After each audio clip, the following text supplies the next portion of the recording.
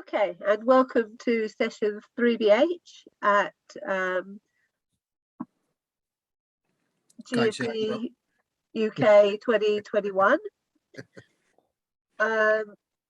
This session will be given by Jim Perel from Rocket Software, AIOps, using your OMEGAMON data with your visualization and AIML platform of choice.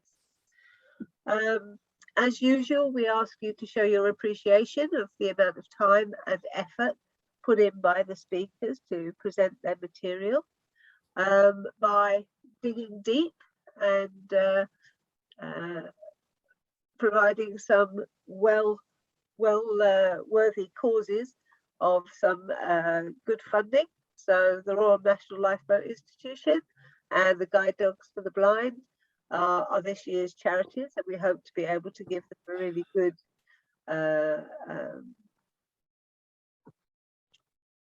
check. I was trying to think what we write the money on. A check at the end of this conference. Also, of course, your charity may be rewarded because each pound donated will give you a raffle ticket for some reasonable prizes. They can be seen on the website. Okay. Everybody is on mute. Therefore, should you want to ask any...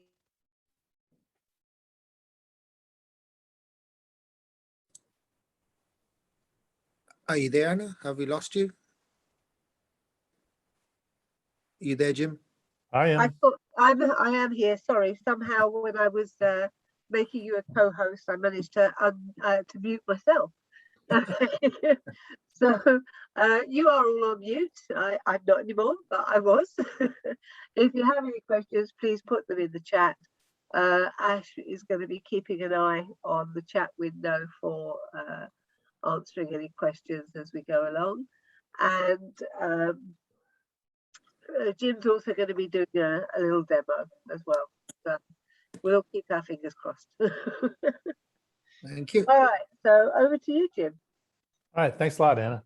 I'm hoping I've got the Zoom screen showing here, so hopefully it's not overlaying the charts here. But anyways, okay, good. Thanks, Ash. Yeah, we had the fortune of announcing this offering on Tuesday. Becomes generally available tomorrow. But what is it about? It's about the fact that there's a lot of data that's available in the OMEGAMON family across the wide variety of subsystems that it supports. And we know businesses are looking for all kinds of analytics to take that data and turn it into information and knowledge. So what happens with OMEGAMON Data Provider, apologies, I keep forgetting to change that ODP there, but OMEGAMON Data Provider is to unlock that data, release it from its jail, and make it available very easily to a wide variety of analytic applications. Well, we don't need to go over this slide, but this was a good ad for the other sessions that happened. But if you want to go back, there were some other OMEGAMON chart presentations, one that Bob Teeter gave, or Ash, on trends and directions of what's new in OMEGAMON. And then Matthias Schaffler gave one on the new configuration manager. And then right now we're talking about what we're doing here with visualization. So if you look at what are the challenges, we've got all this subsystem data. There's, in any ZOS instance, there's production LPARs and maybe sysplexes, test sysplexes, sandbox sysplexes, hundreds of transaction instances, and it's pretty hard to keep track of all that stuff in one place. And then you look at the applications. I like to say the IBM kind of failed with its punch card and 3270 SNA terminal strategy. And so transactions really begin now at point of sale terminals, ATMs, web browsers, mobile devices, PCs and such, Internet of Things. So it's an end-to-end flow. It's not just about the mainframe anymore. Something that GSE is worried about, as well as the rest of the industry, is where's the next generation of folks coming from? How are they being trained? So that becomes a factor. What's the skill set? And picking up 3270 was, an ISPF was cool in the 80s, not so cool in the 2020s. And then management, they want fast access to data. They love dashboards. They love looking at speedometers that say, oh, everything's cool. Just want to visually see something all in green. So what we're doing here is trying to make that data accessible, but let customers have the control that they need using a wide variety of analytics. This is just, this is what we've done so far. More to come, things like Instana from IBM, Watson AIOps, but not only bring the Z capabilities together, but the non-Z focus in this distributed environment, allow the customer to sew that needle and thread together and really look at their business holistically end to end through some of this analytics. And again, we're not doing that analytics today. We're just, providing that data out to the analytic providers. So this OMEGAMON data provider offering is a free feature within the management suites. I'll get into that in a little bit, but again, it's the whole goal here is to provide industry standard format, self-describing data, JSON format or whatever, metrics APIs that makes it simple to consume by other platforms, the analytics servers. There's a component of it that runs in Java, which is what send the data connect function, sends the data out to these analytics servers, but you can have multiple copies of that and you can send to multiple different providers to get this data up. Things like configuration manager, installation of OMEGAMON is way easier now. This product, with this offering on top of that, takes about 2 hours. In the future, we'll get it even faster when we exploit the configuration manager as well, but it's pretty simple to deploy. We haven't had a lot of problems on the ZOS side of this thing to get it up and running. As I mentioned, we have a special hook into our near-term history, which I'll show you in a moment. Our broker that grabs the data off of ZOS and then pushes it out to the Data Connect Java application. Again, that can run in ZOS, could run in a container if you wanted to, or you can run it in distributed. You get to decide, but the goal is let's leverage zip or non-general processor MIPS to keep the cost down. And then we're taking the data out of attribute tables from each of the OMEGAMON agents. The first one out the door when we GA on Friday is only the ZOS agent, but we'll follow rapidly with Kix and DB2 and continue to get through the rest of the subsystems over the next couple of months. Very easy to configure, and here's something new. We use YAML. It's not ParmGen traditional OMEGAMON, but because the target audience is the typically non-Z analytics servers, we did this with YAML, something new, a little bit different, but we'll show you that. And then we provide a starter set of Elastic dashboards, which I'll link to shortly. It's not the first time that we've delivered this capability. Fundy Corporation, which was acquired by Rocket in 2018, has been doing this for quite a while. They started with all these 4 IBM offerings, the transaction analysis workbench, which gives you kind of follows a needle and thread through IMS, Kix, DB2, vSAM application workflows. IMS Connect extensions, as you start making that accessible, making your applications on the mainframe accessible via non-Z front ends, being able to plug in that and understand it, and then the Kix Performance Analyzer.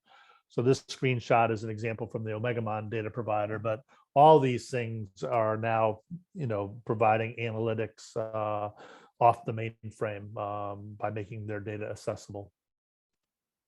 From an architecture view, I've got to correct something I know coming up on this chart, but if you look at what we do today, we have what's called the ITM infrastructure. So there's all the individual agents at a subsystem level that goes into this common code, this ITM infrastructure. Decision can be made, do we want to capture data for either near-term history or that goes into the persistent data store? PDS or into the Tivoli data warehouse for longer storage, data lake. And then that's accessible via the traditional 3270 capability, which is basically restricted to bar charts. The TEP, which has a little bit more bar chart, a little bit better graphics associated with it, but it's a fat client. And then IZSME, which is the new web-based front end built on Zoe that has similar monitoring capabilities as the TEP.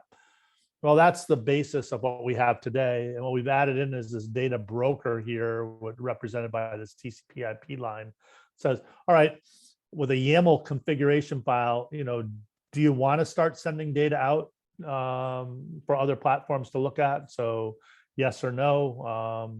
And then that's what the open message means here. So from that broker, it goes to this Data Connect server, which can be on or off Z. And from there, it can go off to push data out to analytic servers like Splunk and Elastic, data lakes like Kafka, or enable the data to be pulled by Prometheus applications or Grafana. And we've been talking to customers for a while now about this, and there's tremendous interest in all of these capabilities. Again, different customers, different strokes, different folks have different ideas of what they want. So again, we're trying to make it accessible to as wide a variety of analytic servers as possible. So I mentioned YAML here to capture the data. There's more YAML over here. Say, all right, where did the data come from? Is it coming, where's the broker that it came from? But then where are we sending it to? And so, these are, just subset of what's possible today. And then we're growing in the future. This is not a one and done. We are going to add more agents. There's more filtering going to be possible. The ability to send different results to different targets based on a persona. And then, I think we already announced on Tuesday that some of that future will include integration with Instana and other products that might be available. So where do you get this? It's basically in the integration monitor in 5.6. That is only available in the SMSZ suite and version 2 and the IZMS suite. So all these functions, basically the Java Data Connect, the YAML files for both describing, what data gets processed and where it gets sent to, the 2 YAML files there. And then we have there's a PTF that's in the OMEGAMON base that basically allows this hook to be placed in there. And what can we do? So first hook was, all right, we're going to allow ZOS through, and we'll have an enabling PTF in this environment as each new agent comes out. So you can expect something by the end of the year, probably for DB2 and Kix data to be accessible. Then lastly over here, we've got the Elastic dashboards. Oh, don't have the hook in there, but I will show you that in a moment. But we have that out on GitHub today. That's available via ShopZ when you order the product, but that's pretty much a one release wonder if you think about it. We're going to be updating these dashboards all the time, and I'll talk about the community of that we're going to create to help build faster dashboards or better dashboards across the environment. There's alternatives to doing this OMEGAMON data provider. Some of them are focused on just grabbing RMF and SMF data. If you've done that before, typically that's done in a 15-minute interval. OMEGAMON data provider can be as quick as 1-minute interval. So that 14-minute gap might be beneficial to identify a problem before it happens. The volume of data, we had one customer tell us that 95% of the data that they send to Splunk is useless. I mean, they're only using 5%. Part of it is things like comma separated files, RMF puts zeros in, and you're paying by the drink. You can get an unlimited license like the phone company, or you pay by the byte, and a zero or a comma and a zero is a byte or 2 bytes. So you're paying for that non-data. With the OMEGAMON data provider, we have filtering capability at a field level in these attribute tables, which can dramatically reduce the volume of data being sent. Correlation of events, sure, RMF and SMF have timestamps. but at the OMEGAMON subsystem layer, we've worked to enable adding information to the attribute tables and records so that you can see sysplex, application, SMFID, and such to facilitate correlation across the subsystems. The other thing is there's a lot of programmatic methods. I mean, even in OMEGAMON's legacy, if you'd like, there's a REST API on the Tivoli Enterprise Portal server. There's a SOAP API available, but that requires the end user to program.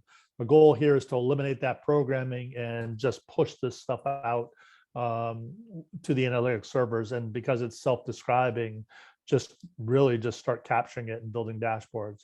And lastly, this is not a third party. It's included as part of the base suite. So there's no additional charge for this capability where you might be acquiring a third party vendor to do some of this stuff. So let me just get out of here for a second and jump over to a demo. Hopefully I'm in the right network here, but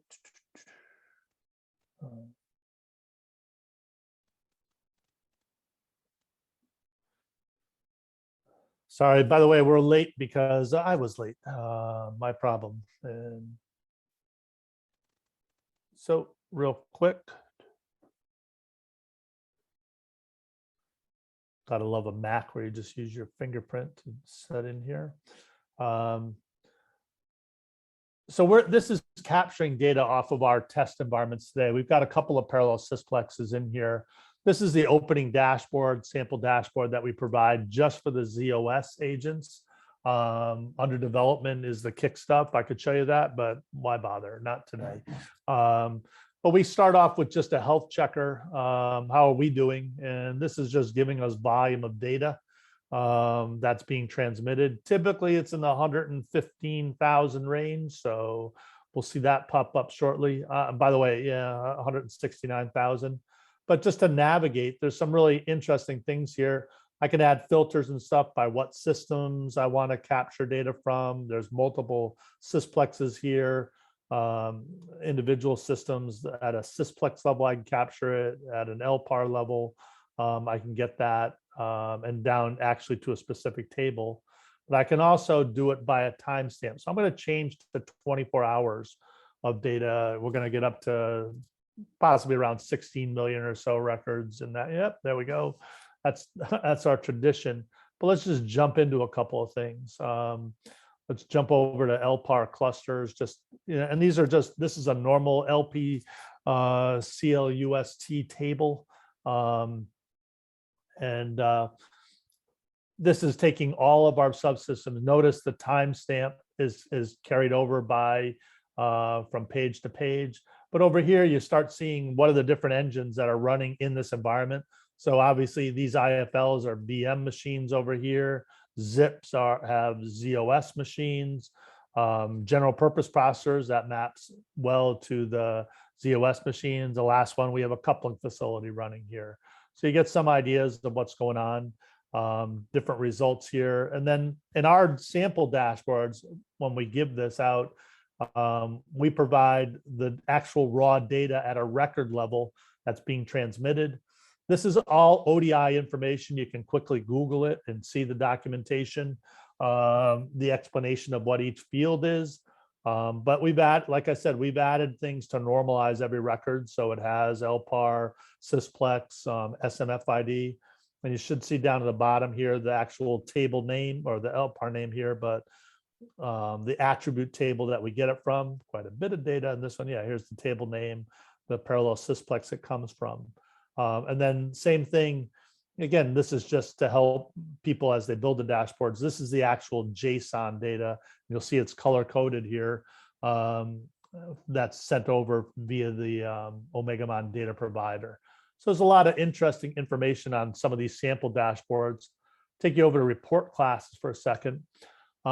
Interesting experience was we had a customer come in and say, hey, you know, on the TOM or the E3270 user interface, we can only see one report class at a time.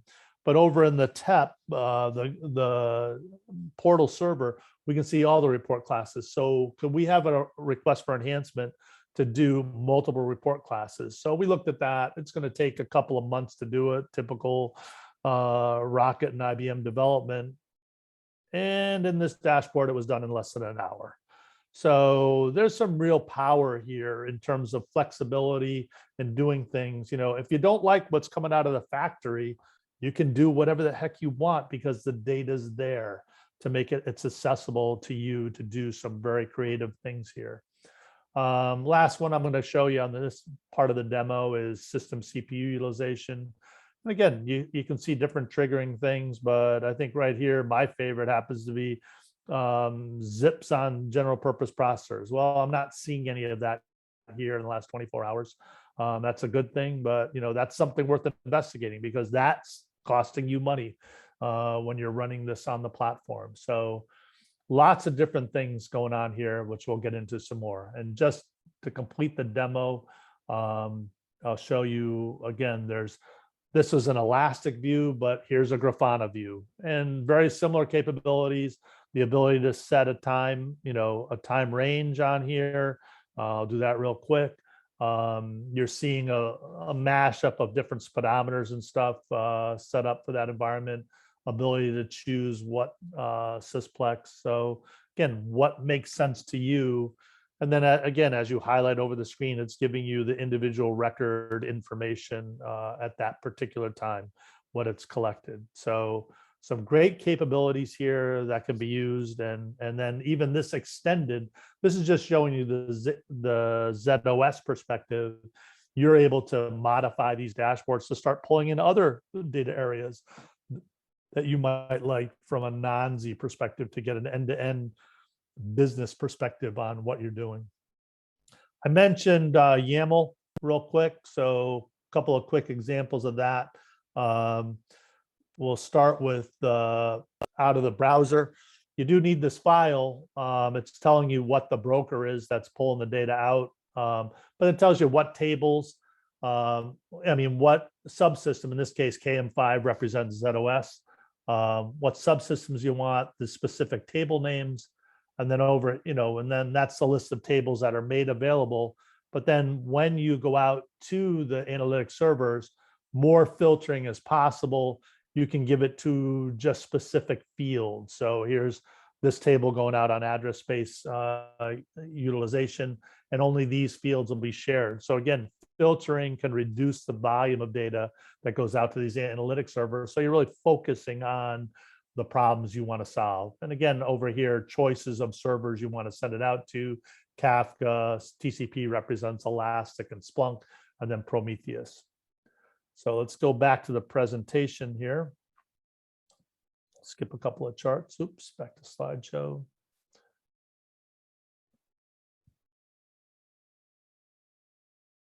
So how do you get this? It comes, like I said, as part of the integration monitor. It comes as part of the suites.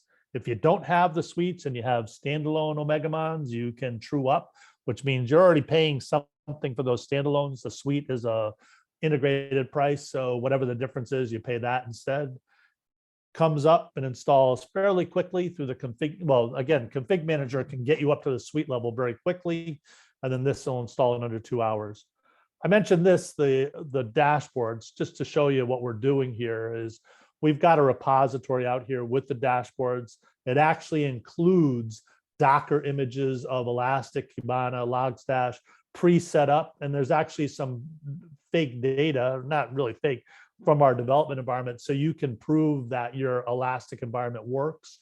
But before you plug it into the OMEGAMON data provider, but this gives you a very quick setup for Elastic with a lot of good documentation behind it.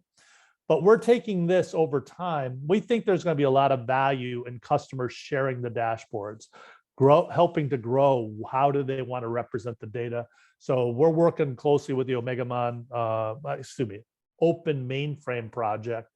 And we haven't decided how many repos we're going to have here. So as we do that, and this evolves over the next couple of months, we'll start having customers contribute into this environment as we get more agents built. And then we'll figure out how we release this in 2022 or migrate this over to an open mainframe project. And great documentation, wonderful user's guide that basically explains this stuff fairly simply. like I said, it's YAML. There's a couple of things in here that, like the filtering, that's not part of the product yet. That's, let's say maybe this is just your production LPARs that you're showing, or it's just for an executive, and only if the CPU time is greater than some threshold. That's something further out looking, but again, the use of YAML does help get this up and running quickly. Great customer feedback. Nedbank down in South Africa, and Frank over in I guess it's Sweden, part of Bank Data and outsourced to JN Data. They're, both beta customers now looking, to do more. They see the value of this. We've had other customers tell us that this is the way they're going to really help attract next gen systems programmers into the environment, because it'll be a vision of that monitoring and a look and feel they're accustomed to. And with that sprint there, I am done. Do ask for your feedback on this. And Ash, did any questions come in the couple of seconds we have left here? Are you on mute, sir? And you haven't got a couple of seconds, you've got half an hour. Oh, I have another half an hour? Oh, I go. You Oh, do I thought, indeed. oh, my schedule said it was a half an hour. I apologize. So that's why the rush was. Well, let me go back then, give you some bonus materials. 1 second.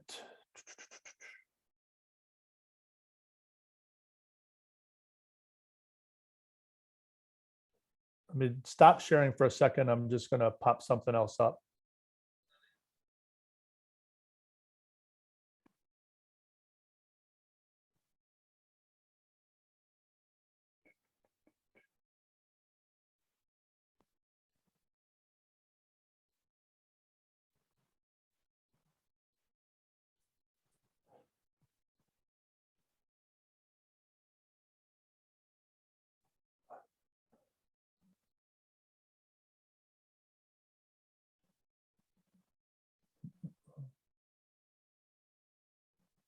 Sorry, I just got to take something out of a slide, edit one slide, and then I should be good.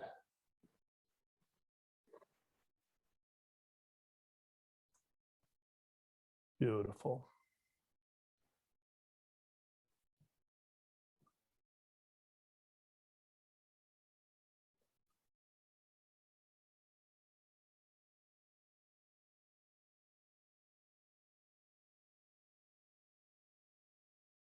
All righty, back to sharing. So some bonus materials here.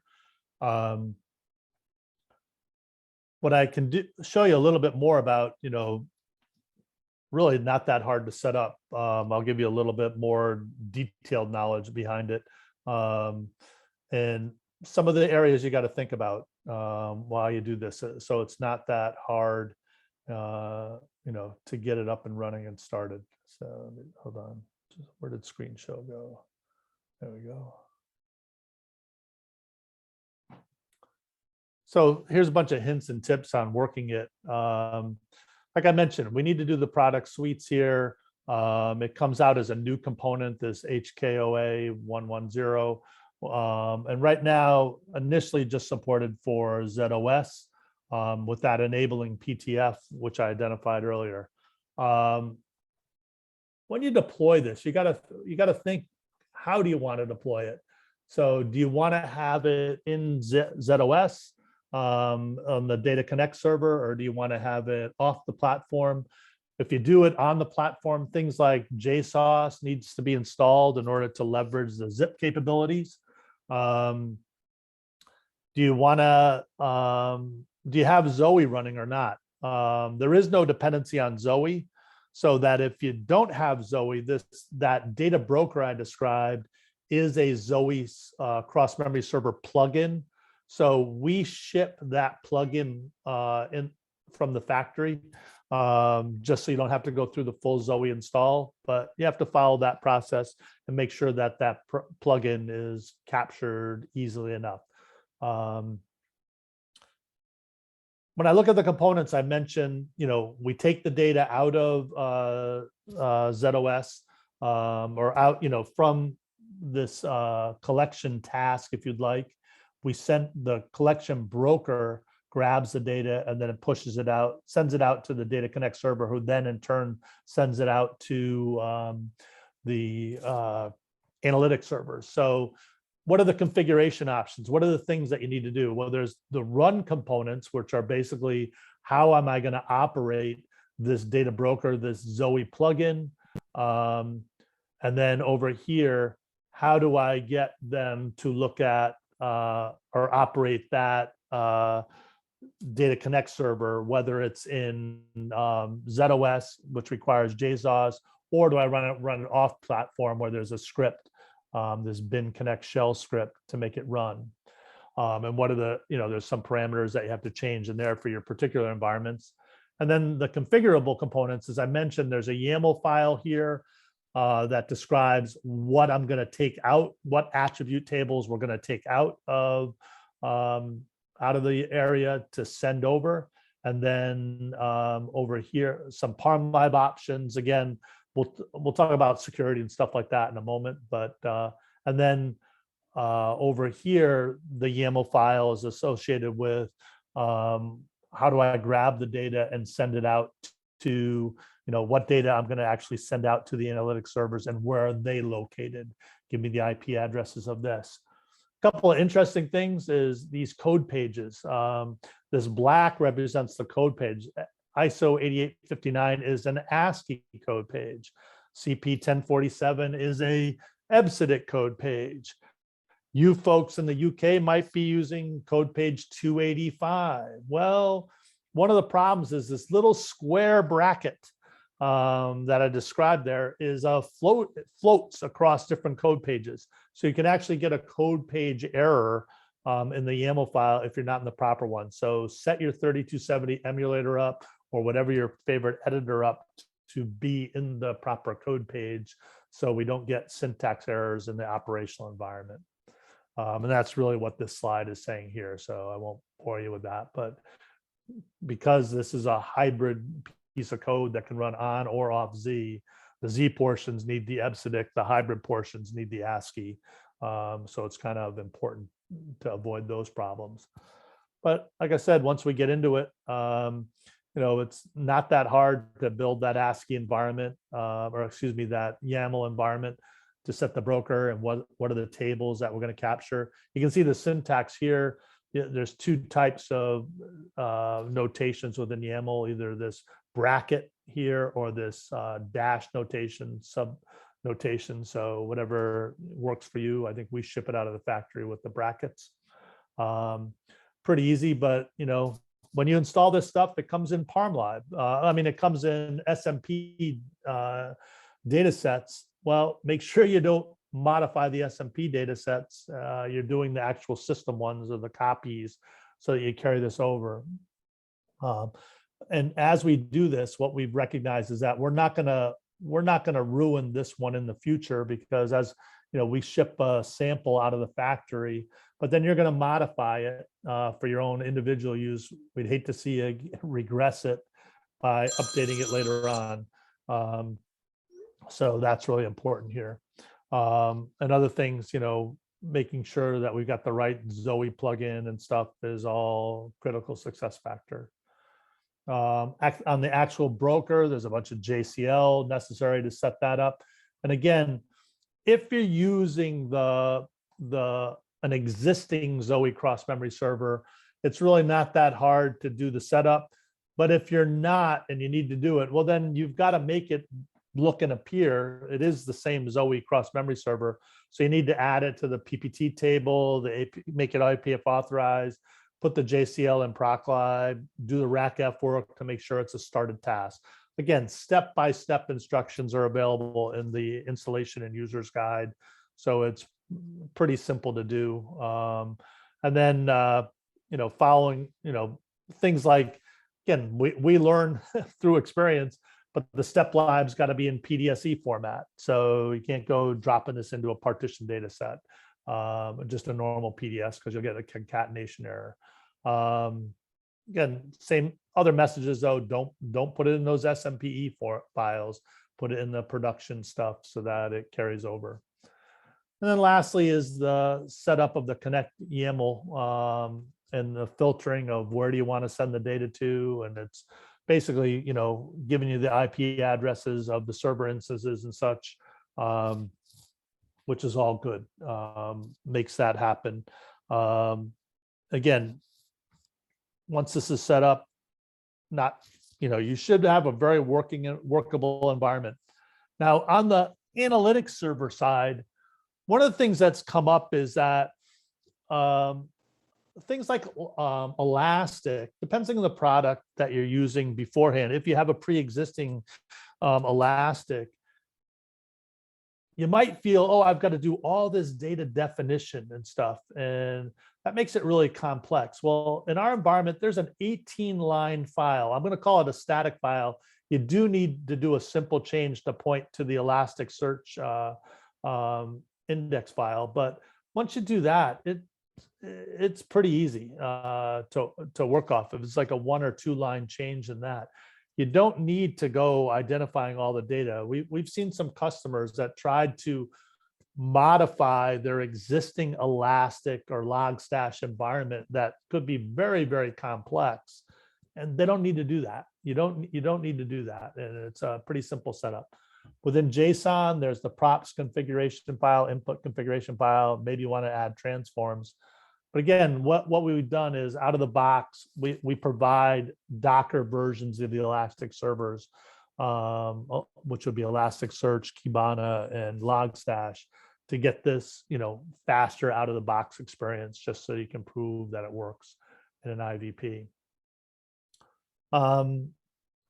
Other things to think about in the configuration, again, hints and tips here. And by the way, I've got a blog. I'm going to show you a link to this at the end. I'll include this bonus material in the package, so we'll update the slides for you. But part of the reason I did this was what I had to edit out was IBM Confidential, because we had trained our own people prior to the announcement. But it's announced.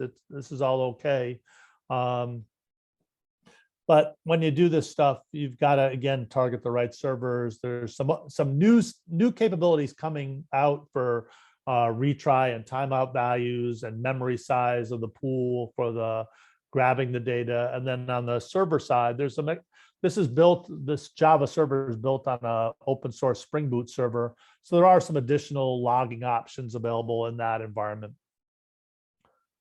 For scalability and redundancy, more bonus material. I put this in the blog. It's not in the install guide yet, but go with the power of 3. Set up 3 servers if you want high availability. You can have active backup and 1 for maintenance that you can do. And then using normal mainframe Sysplex distributor, VIPA, virtual IP addressing, you can set this up so you can have some redundancy in here. And then even this is showing you pointing to a single Elastic or Splunk, but even that stuff can be clustered at that end. And we have other examples like IMS Connect uses this capability today. So it's nothing secret or unique to the OMEGAMON data provider. It's just one of those beautiful ZOS capabilities that enable this to happen. And then there's network configuration. Again, that really depends on what's your topology. If this is on ZOS, if it's using hypersockets, well, then you probably don't need to encrypt the data between these 2 components. Is this a private network that you're doing this on? By the way, the Elasticsearch, Elastic, Prometheus, Grafana, all that can run in ZOS or on a container. That's up to you. So again, you don't have to, our demos, we provide Docker images. You probably put them off platform or maybe put them on Linux on Zed. Again, based on your topology, where and when do you need to do SSL encryption? But we've provided the guidance. I'm not going to get in, I'm going to skip all this, but what's the logic flow if you want to use it? What types of key management do you want to use? Is it PKCS11, PKCS12, SAF key rings and that and the like? And then there's all kinds of SSL parameters to add on here. But the big tip there is try it out first before you go adding in, do it in the sandbox before you do this. So again, I've got links here to a blog, published this blog on Tuesday morning. So more written view of what I described in the presentation. Many of these install tips are available on the blog as well. And you can see same charts here that I just showed you in there. And then let's see, I'll take a break here for a second. I think I can do one more demo for you, but I see some chat stuff here. Anything important there? Yeah, Okay, can I you- see the question about, yeah, do we need to do history be configured in there? It does require the PDS to be configured. So you do need to, and I thought I had that in a chart. Yes, I know where the chart is. It wasn't in the main presentation, but get rid of that. Okay, go backwards. There we go.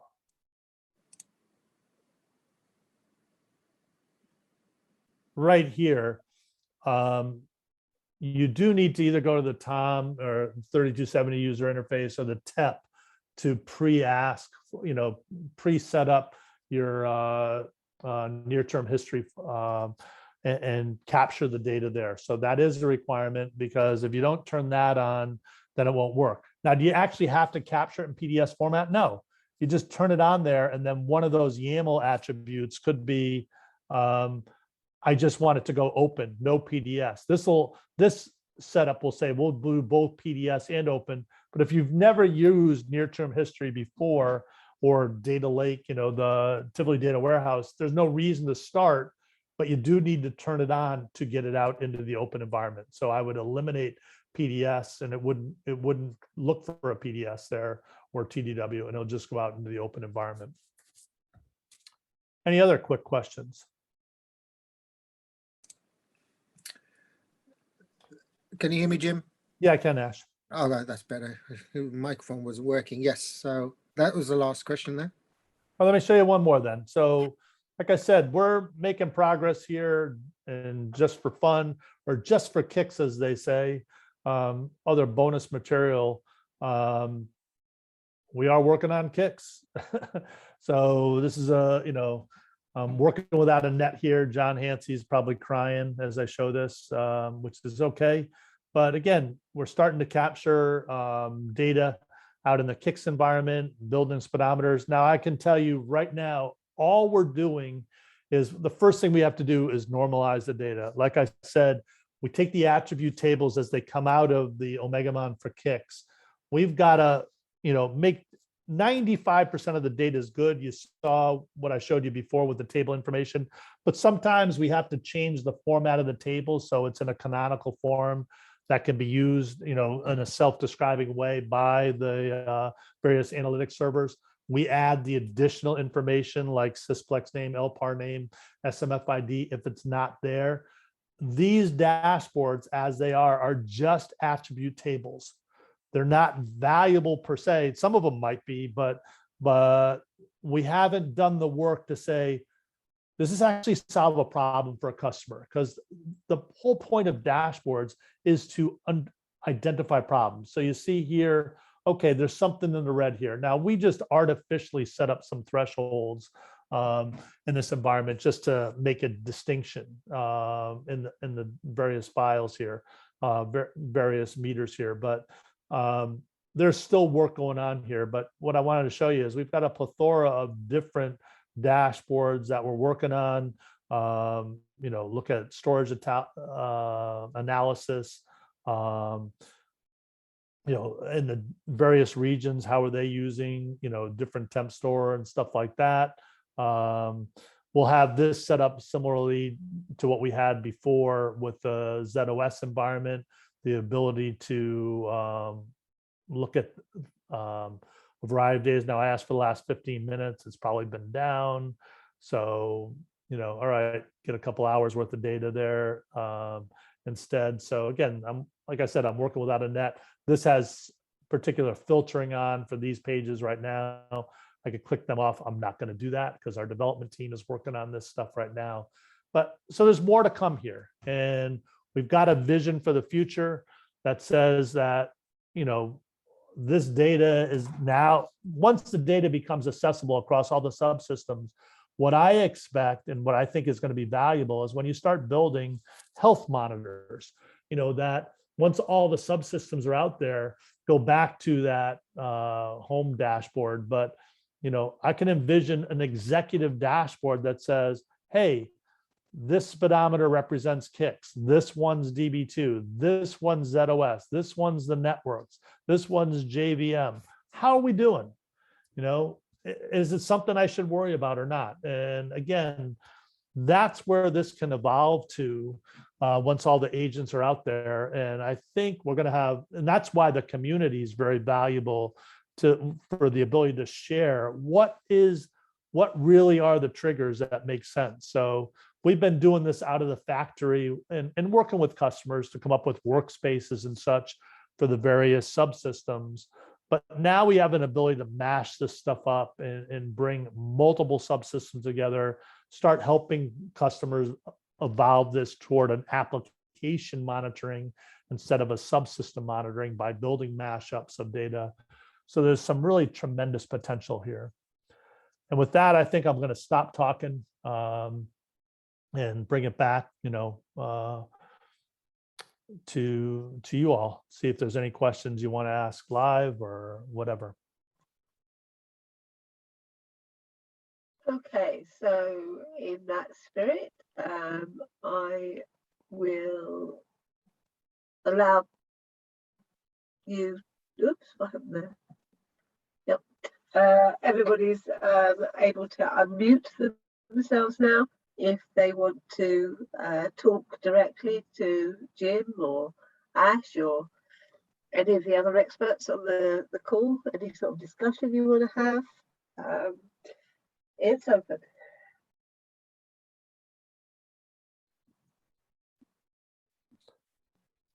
And John, I can throw it out to you too. If there's something I didn't say that you'd like to say, you're more than welcome to put a comment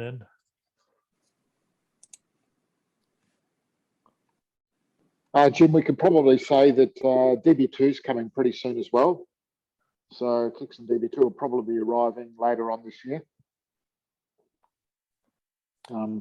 which is something to look forward to, with the other subsystems following. John is lead architect of this capability out in Perth, Australia. So it's coming up on 11 p.m. for him. So thank you very much for joining us, as always.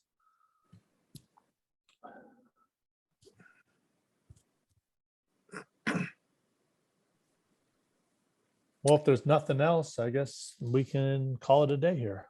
And I apologize for getting the time wrong here. Not an issue. I think you've covered very well.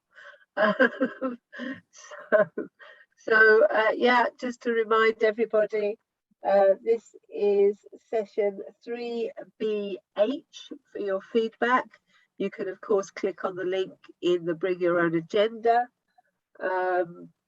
When you're filling in the feedback, please note that the answer to question 2 is not 9, it's 5, or, you know, whatever you want to put, but it's not a 9999 type survey. Yeah, charities, show your appreciation for all the effort that's been put in, extra effort even that was put in today. Obviously requires an extra donation. So please, please give generously. You know you want to.